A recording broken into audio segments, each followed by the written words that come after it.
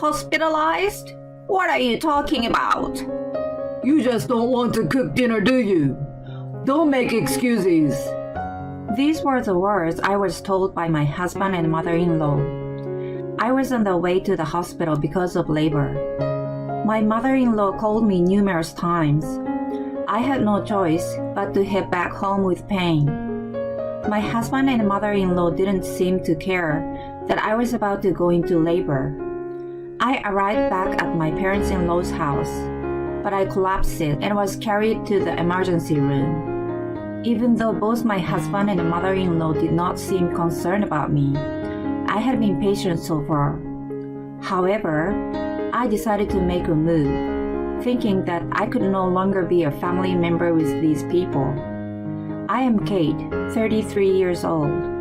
I work in an office and I'm currently on maternity leave. My husband David and I got married 2 years ago. He is the same age as me and we met at a speed dating party. When I saw him for the first time, he was not my type, but he was very easy to talk to. I was extremely shy. I have been to so many speed dating parties, but I was so nervous that I could not open up in a short time. But I was able to enjoy talking with my husband from the very beginning. I exchanged contact information for the first time that day. We went out for dinner several times after that, and the conversation was as lively as when we first met. The time passed quickly each time. We seemed to share the same taste in food, and we were able to go to the restaurant together, which would have been difficult for me to do it by myself. I couldn't wait for the weekends when I could see my husband. We decided to become a couple after a few times of our meetups. After a year of dating, we decided to get married. In the early days of our marriage, I enjoyed talking to my husband as much as I did when we were dating. I would hurry to finish work and go straight home because I wanted to talk to my husband as soon as possible. Eating dinner and talking about the things that happened during the day was my favorite part of the day. Every day I felt so happy.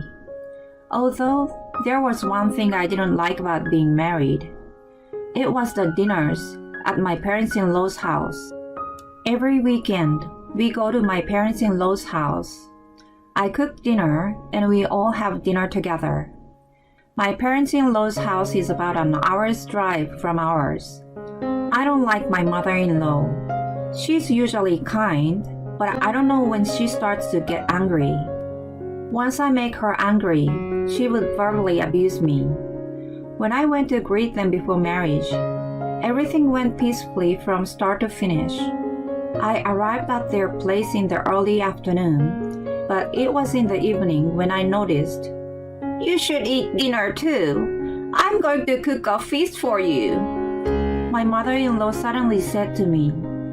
I felt bad for her to cook dinner for me, so I said, "No, it is okay. Please don't bother about me." "I'm telling you to eat." She said it in a loud voice. I was so surprised that all I could do was apologize. My husband did not defend me, and while we were waiting for the food, he accused me. Why did you say no to her earlier? Don't you feel sorry for my mother? I was so confused because he seems to be a different person from what I knew. It was my father-in-law who resolved the tension. Where are you from, Kate?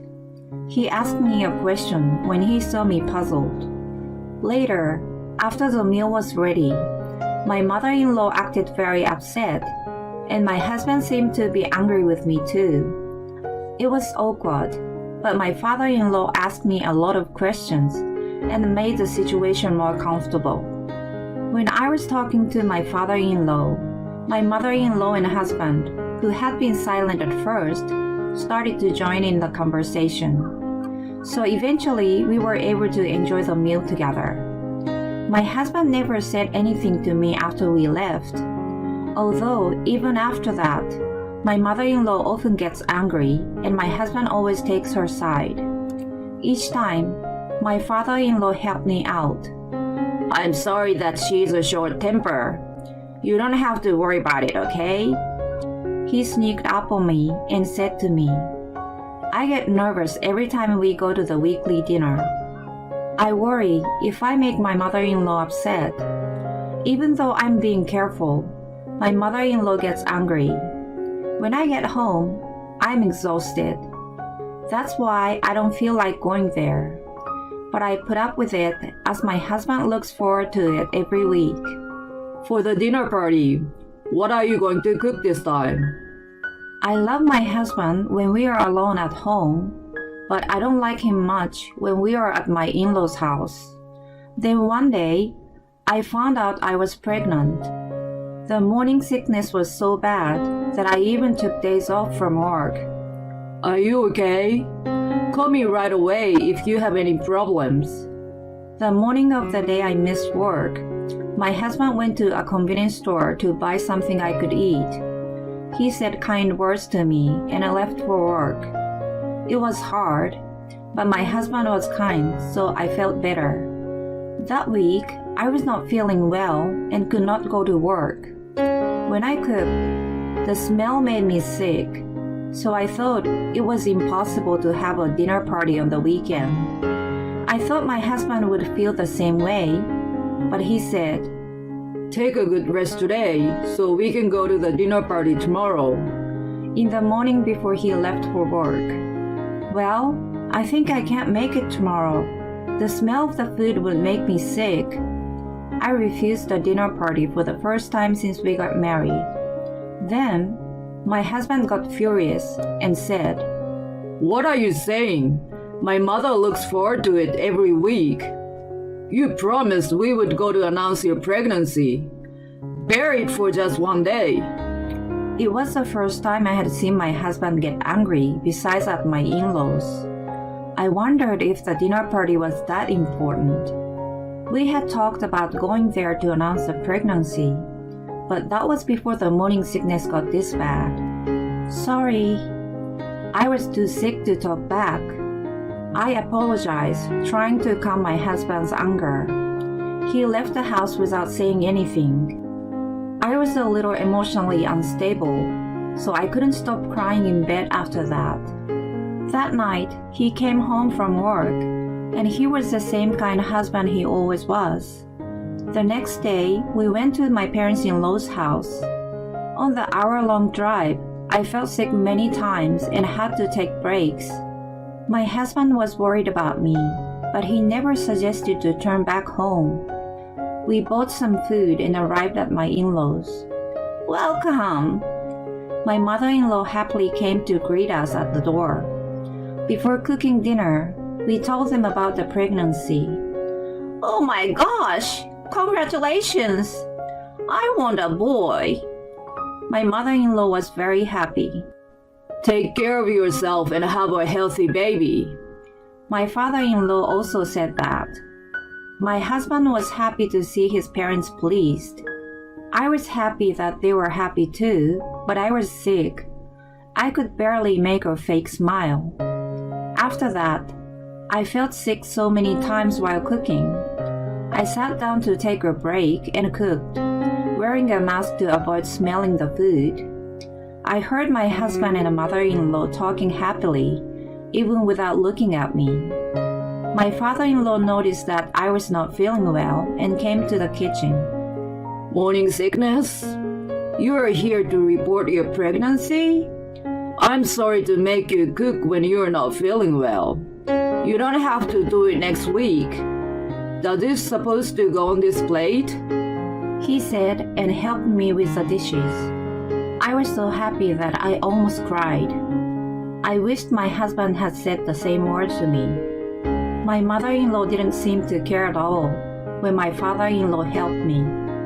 When the meal started, I was too sick that I couldn't eat. Kate, why don't you eat? My mother-in-law asked me. I could only answer, I'm sorry, my morning sickness is so bad. And then, if you don't eat, your baby won't get any nutrients. Eat even if you don't want to. She said with a very scary face. My husband also said, That's right. Stop making excuses and eat. I tried to force myself to eat, but after taking a bite, I ran to the bathroom. We are eating. That is gross. I heard my mother-in-law's angry voice outside.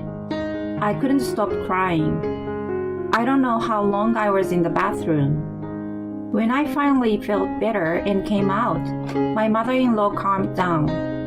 My father-in-law must have said something to her. I was grateful to my father-in-law, but disappointed that my husband did not show single concern. After that, no matter how bad my morning sickness was, dinner parties were held every week.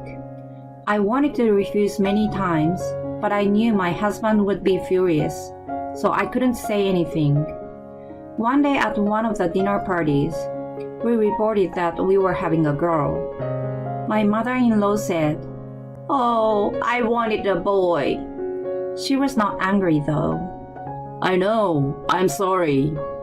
For some reason, my husband apologized to her. I did not understand why he was apologizing. My dissatisfaction with my husband continued to grow. Although he is kind at home, everything started to seem like a lie. However, I had no choice but to put up with it when I thought about the baby I was carrying. Every day, I wished only that this child would be born safely. The baby was growing steadily, and I entered the last months of pregnancy. The baby could be born any time now. I had prepared my belongings so that I could be hospitalized at any time. But the weekly dinner parties were still being held. On the morning of the dinner party, I had contractions. The intervals were still long, so I did not need to go to the hospital yet. But I wasn't sure when I had to. I had contractions. I won't go no matter what you say today. I told my husband in a strong tone. I thought it was more important to have the baby safely than not to make him angry. Screw you! You're looking fine. I will take you with me even if I have to pull you. My husband got very angry, as I expected. I won't go no matter what you say today. What if something happened to the baby? For the first time in my marriage, I talked back to my husband. While I was talking back, a contraction came and I crouched down. Enough! I will go by myself. My husband said and left. He didn't seem to care about me crouching, but I thought it was better than being forced to go with him. About an hour after he left, I decided to take a cab to the hospital as contraction got frequent. When I just got into the cab, I noticed that my mother-in-law had called me. I looked at my phone and saw dozens of incoming calls. Hello? I gathered all my strength and answered the phone. "Come home quickly and cook dinner now!" She yelled at me as soon as I picked up the phone. "I'm on my way home to the hospital for labor pains," I told her, but there was no way she could understand. "Hospital? What are you talking about?" From the other end of the phone. It's just a stomachache. You just don't want to make dinner, do you? Don't make excuses. I heard my husband's voice. "Come straight home now." The mother-in-law did not stop. "Okay, I understand." I had no choice but to obey. I was so ashamed of myself. I couldn't stop crying from pain, anger, and sadness. The cab driver was puzzled when I told him to change the destination. I managed to arrive at the house and went inside, feeling dizzy. I couldn't stop sweating. As soon as I arrived, my mother-in-law and my husband started yelling at me. But I honestly don't remember what they said. I think I was dazed. I did hear my father-in-law calling for an ambulance. The next thing I knew, I was in the delivery room at the hospital. I was still in a daze because of everything that had happened. I was desperate to deliver my baby. When I heard the baby's voice, I lost all strength in my body. "It's a healthy girl." When the obstetrician told me that and I saw my daughter's face, I cried with relief. After delivering the baby, my father-in-law came into the room. He said, I'm glad she was born safely. Congratulations, you did a great job. I said, You called an ambulance for me, didn't you? Thank you.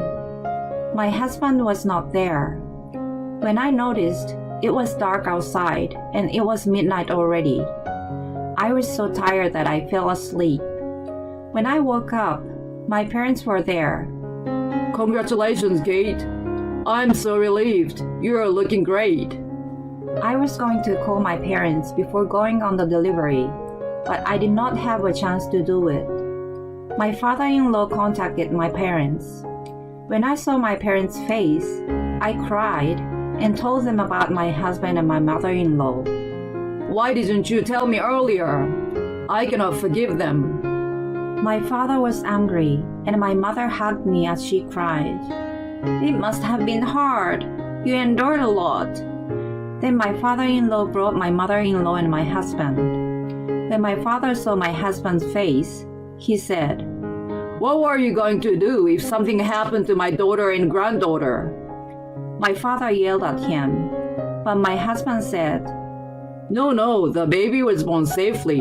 Of course I care about my child, but I also care about my mother. I think it's Kate's fault for not saying it clearly. David is right. Family dinners are important. I also didn't know Kate was close to having a baby because she didn't say that clearly. My mother-in-law also said something equally strange. My father tried to grab my husband when he heard it, but I told them, I don't want to hear it anymore. I have to take care of my daughter from today. Please leave. My mother-in-law and my husband shrugged their shoulders and left the room. I'm truly sorry. I will talk to both of them well. My father-in-law said and left the hospital room. After that, while taking care of my daughter, I talked with my parents about the future. It seems I had been brainwashed by their constant yelling. When I saw the face of my newborn daughter, I thought I had to be strong. I had to protect her no matter what. My mother visited me every day and stayed with me all day, so I felt relaxed. Then the day came that I was discharged from the hospital. I headed with my parents to the house where my husband was waiting. I asked my father-in-law to bring my mother-in-law too. When we arrived at home, I asked my mother to watch my daughter in a separate room. Welcome back, Kate. Kate, I am so sorry. I was wrong. Let's three of us live together as a family from now on. My husband suddenly apologized, probably because my father-in-law told him to. The three of us, you mean no more dinner parties? I asked. Of course, if you don't want to go, we won't go. He replied. I could see my mother-in-law's face turning red after hearing my husband's words. She must be angry. I could tell because I have seen her angry face so many times. She must have hated the fact that my husband was not on her side. I laughed. Then I took the divorce papers out of my bag. I wish I could hear those words before the delivery. The dinner parties are more important than my morning sickness and labor pains, right? Why don't you and your mother continue them? Your mother, whom you love so much, is looking very angry. I will live with my daughter alone. Please don't get involved with me again for the rest of my life. I told my husband with a smile. I said I was sorry. She's my daughter too. Yes, he said sorry, so forgive him. David is compromising with you. My husband and mother-in-law said vigorously. Oh, that's what you really think. Did you think that if you apologize, things will go back the way they were before? Don't underestimate me. It can be fixed. I'm moving out today. Why don't you two just support each other and live together? Then my father-in-law also handed the divorce papers to my mother-in-law. That's it. You two live together without me. I can't believe what you did to Kate, even though you have experienced David's birth. I don't know what would have happened if I hadn't come home and called the ambulance. The day my father-in-law was working on his day off and had gone to work in the morning, and when he returned home in the afternoon, my husband and mother-in-law were yelling at me as I was crouching. If my father-in-law had not come home, I don't know if I would have been able to give birth safely.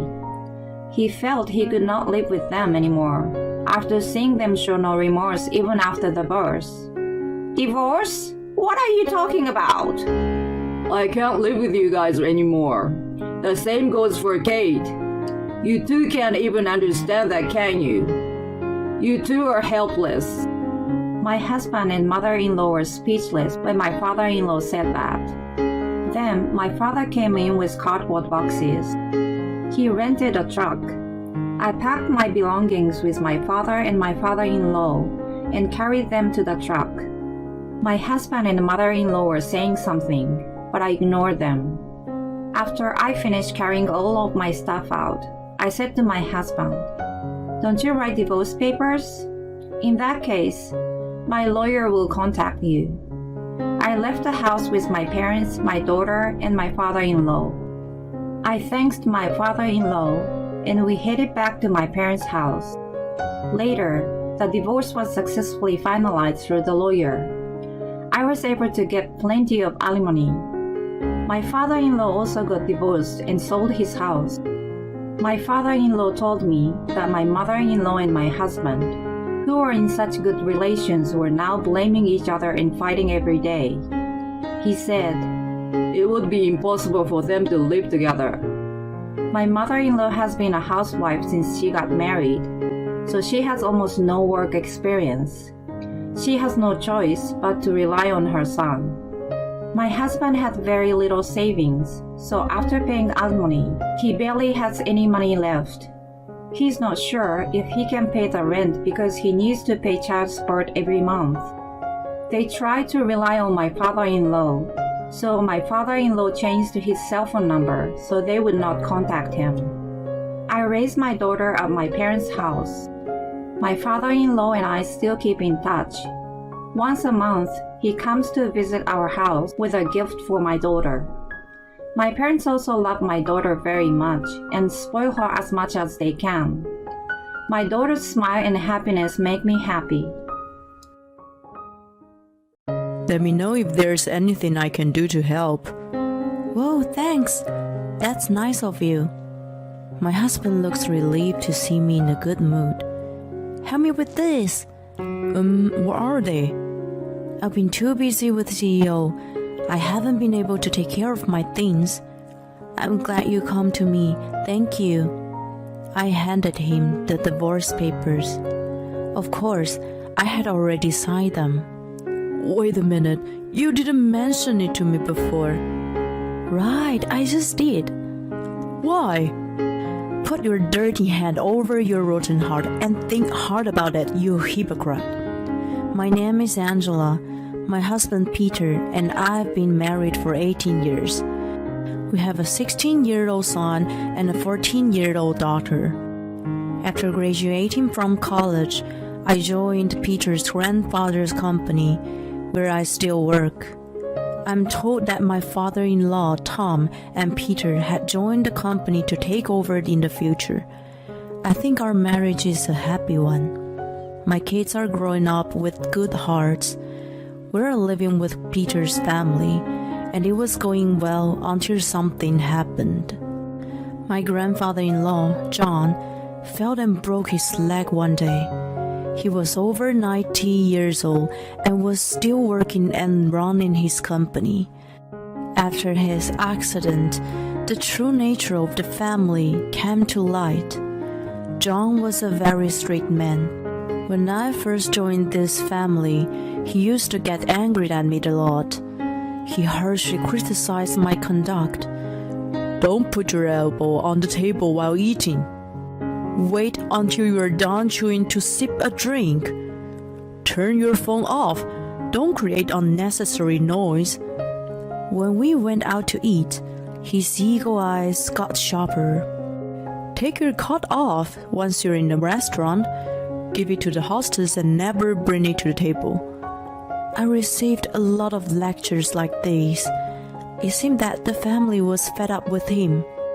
Whenever he disappeared, they talked about him behind his back as a grumpy, bigoted old man. I didn't think he was a bigot. On the contrary, I thought that his teachings were all for my benefit. He didn't explain himself, but just made clear statements, which I thought had valid meanings. To put an eyeball on the table was indeed an impolite act. All the other things he had pointed out to me were also proper mannerisms. I thought he was teaching me to prevent myself from embarrassment.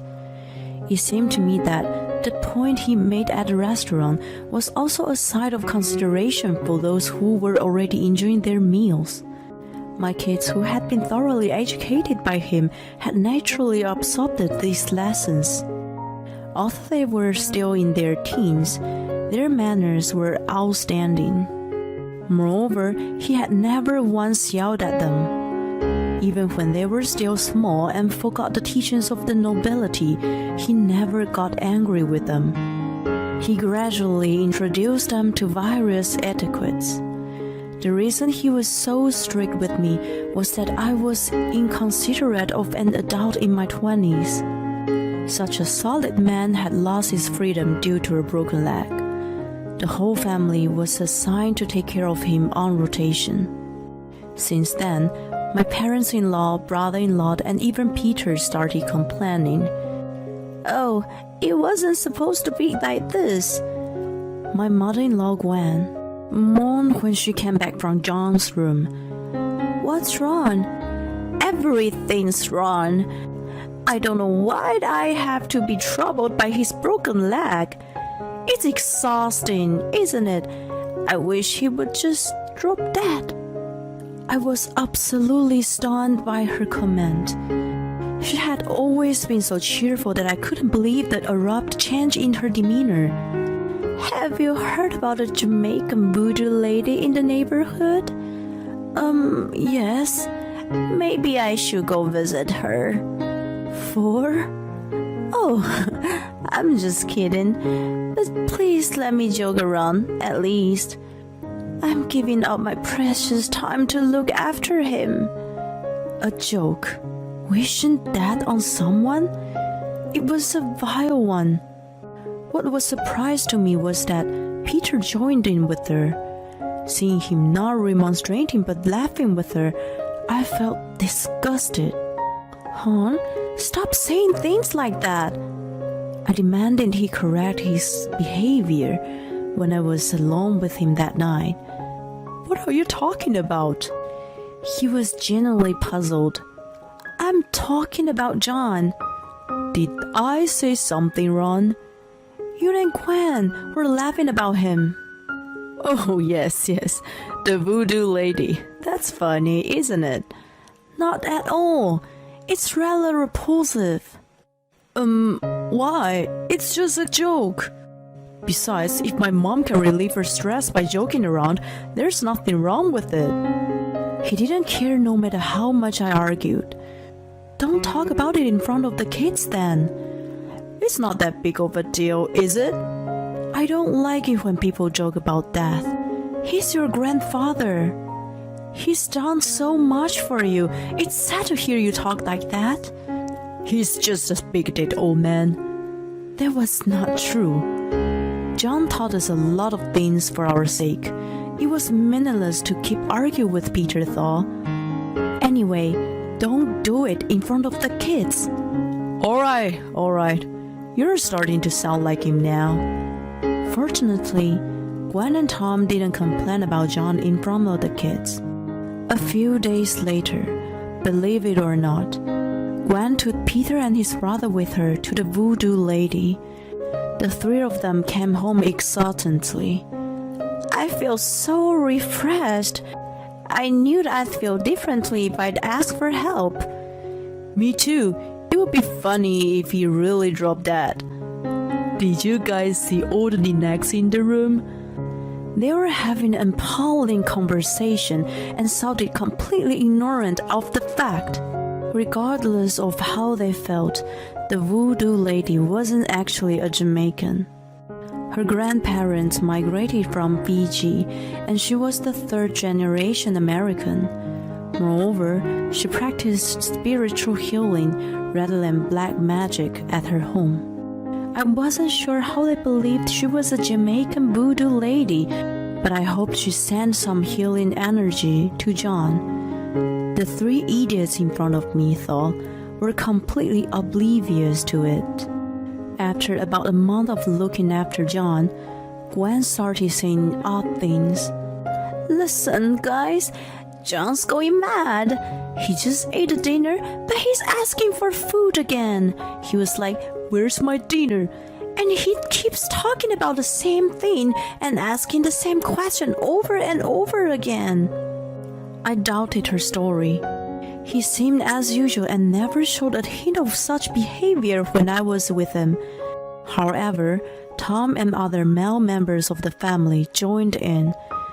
Actually, I don't think he even knows who I am. He asked me who I was the other day. Peter and his brother followed. You too? Actually, he asked us the same thing. Maybe he's losing his mind. No way, I don't think so. I knew it. You know what they said about old people, that when they get injured, they get weaker. We need to have a family meeting about this. 2 weeks after that, Tom gathered everyone except John in the living room to make an announcement. I'm going to report to you what has been decided in the family meeting. I was stunned by this statement, and then I felt a void inside. I was not a part of the family meeting. That meant I was not family. I looked at Peter, who was nonchalant. Well, it meant that he didn't think of me as a family member either. Tom was not concerned about my feelings and proceeded with his announcement. My father isn't well. He's lost his mind. You see, what you may call it? Oh, dementia. So, we've decided to move out. Yes, right. I guess we have no choice. I was totally at a loss. What the hell were they talking about? So, Angela, we leave John in your hands. What do you mean? We have to protect his company. Don't you understand? I felt like I was kicked in the stomach. I thought that our marriage had been good and that we'd had strengthened our bond over the years, but it was all in my head. It was no surprise that I was uninvited to the family meeting. I was not accepted in this family, even after all these years. What are you talking about, Dad? Mom got a job too. And what do you mean you're leaving? I don't get it. Me either. What's with the family meeting? Mom didn't even know about it. My kids raised their voices. Peter was flustered by their accusations. Listen, your mother married into this family. That's why she's not a true family member. What are you saying to my kids? Please don't trample on their tender feelings. I'm just telling the truth. I understood. That's enough. Please leave. I'll look after John. If that's the case, you should have just agreed from the beginning. John was a strict man, but I had been indebted to him. I had great respect for him, regardless of the numerous scolding. He must have done a lot for his family, even more than he did for me. And yet, when his health began to deteriorate, they easily abandoned him. I didn't want such heartless people to take care of him anyway. I was sure that he was going to need more than simple assistance, but nursing care in the future. Even so, I couldn't entrust him to such self-serving people. What would they do to him? Well, we'll move to the other house, so you take care of John, okay? The mover came the next day, and they left the house. The only ones who stayed back with me were my kids. They told me they will help too. Thank you, but it's going to be hard from now on. Don't worry, I love my great-grandpa. Yeah, me too. I see. Yeah, me three. I love him too. Let's all work together to make it better. Well, he's a little scary though. What do you mean? The three of us stormed up in surprise. John, how's your leg? It's already healed. 3 months after the shocking turn of events, I was on my way with John to see his escaped family. When Gwen greeted us at the door, her mouth was agape. Is my son here? Oh, yes. Let me speak to him. John strolled into the living room. Oh my God, you can walk? What nonsense. Dad, do you know who I am? Tom smirked. I recall you're the chief sales officer who can't get the job done. What the hell? You're my idiot son. You two are my moronic grandsons. And, you gold digger wife. Dad, oh my God. You guys left me in the hands of Angela. Dementia? That's ridiculous. I know exactly what you guys are now. In fact, John's mind was as sharp as usual. Although he needed assistance after the injury, once he recovered, he was capable of looking after himself. While he was bedridden, he realized that his family was bothered by him, so he put on the show. Do you know why I haven't given you guys the company? You don't have the capacity. If I entrusted it to you, it would fall apart in no time. But, Peter, I am grateful to you. You brought in someone who is suitable for my position. She's smart, can get things done efficiently, and above all, she possesses excellent character with a good heart. I have decided to name Angela as the next CEO. Dad, wait a minute. I'm supposed to take the title, right? I don't remember saying that. You don't understand anything. Why haven't I retired until now? Why haven't I already given it to you or your sons? It's simply because none of you has the capacity to run the company. John, please calm down for a moment. The reason we moved here was to protect the company. If we had time to take care of you, we thought we better oversee the business. That's why Angela and we split up. She was in charge of your care, and we were in charge of monitoring your company. John laughed dynamically. Not even going to the office and leaving all the work to the employees, but only taking a salary. Is that what you called overseeing the company? You and I had very different ways of thinking, don't we? I can't give up my position to such people. The three men took advantage of John's absence. They threw everything into the hands of the employees and just took the money to enjoy life. Of course, the employees told John about this. Don't worry, I'm not going to fire you guys. I'm going to let Angela run the company, but she won't do that either. I'm only going to ask you to step down from your positions and start over from the bottom. His family opposed the idea vehemently, but he was determined. 3 days later, I succeeded in his will and became CEO. All the employees, except for my in-laws, approved of me and were all very motivated. Peter, who was stripped of this position, came to kiss my butt. I wasn't sure what he thought, but he showed up at the house alone with a large suitcase. When I came home, he was hanging around outside.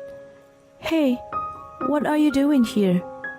Oh, thank God, I couldn't get in. Of course not, I changed locks.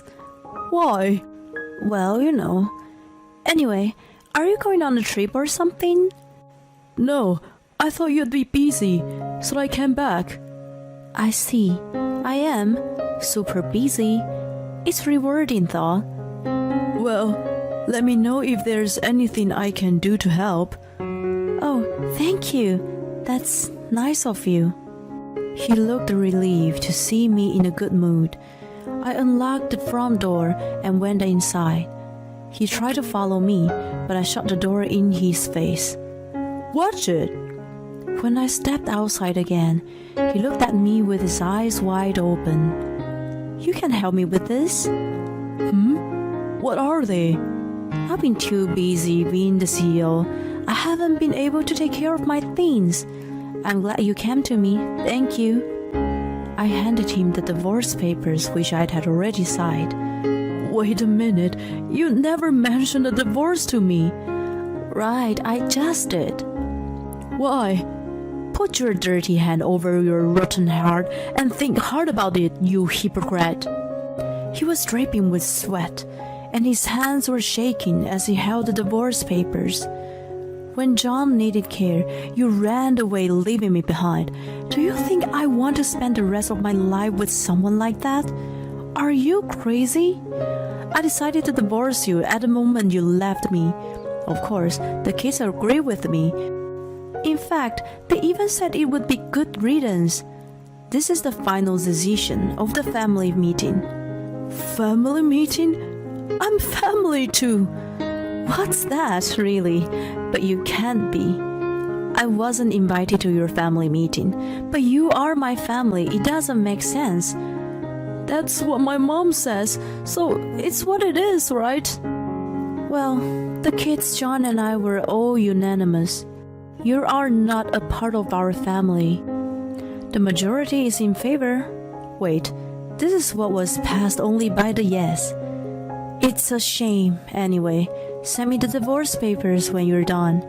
From now on, I am your CEO and you're just my employee. Good luck. The divorce took a little over a year due to his reluctance, but we managed to get it done in the end. At the same time as the divorce was finalized, Peter and my ex-in-laws resigned from the company. I assumed their pride was shredded. How did they endure for a year? The company environment is healthier now. What I realized after they're gone is that they really didn't do their jobs. Nothing has changed except for a better work environment. I can see why John wasn't able to retire for this long. A year has passed, and I live with my kids and John. He is as energetic as ever and does everything by himself. Whenever I get stuck at work, he is always there to help me out.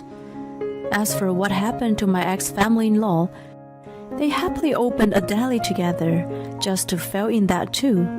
Since then, I don't know where they went, but there haven't been any sightings of them in my town anymore. I guess things don't work out because they don't think through. On the other hand, I continue to maintain the company I inherited from John. My life is brighter now.